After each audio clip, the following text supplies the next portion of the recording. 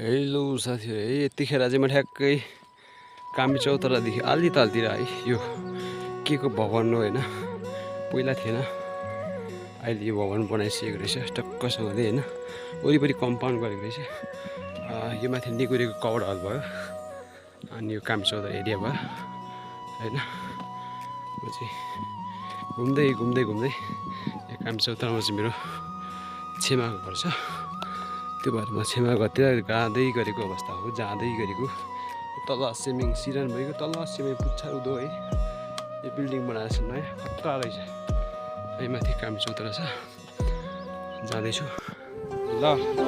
म चाहिँ ठ्याक्कै दिङला कामी चौतरा छेमाको घर आएको होइन, छेमाको घरमा जान्छु।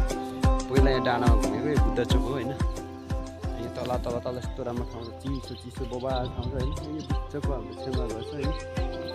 म छ्यामा भएको ठाउँमा जान्छु, छ्यामा के गर्दै हुनु रहेछ, छ्यामालाई पनि भेट्छु। कामी चौतरा है बबाल छ है, घुम्नलाई चिसो ठाउँ छ। अब म छ्यामाको भएको त्यहाँ हुन्छ। के गर्नुभएको छ्यामा? धमाधम हो तपाईँ।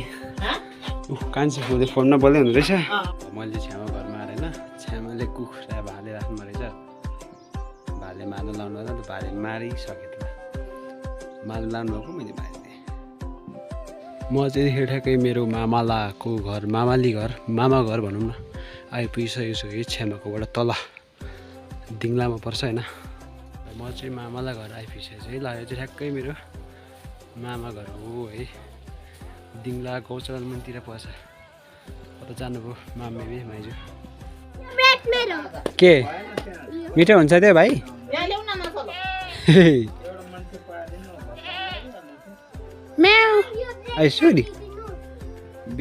रामनवमी मेला भोजपुर दिङला चैताको रामनवमी मेला रहेछ होइन। अब मङ्सिरको जस्तो लाग्दैन रामनवमी होइन, दिङला बजार हो भोजपुरको है।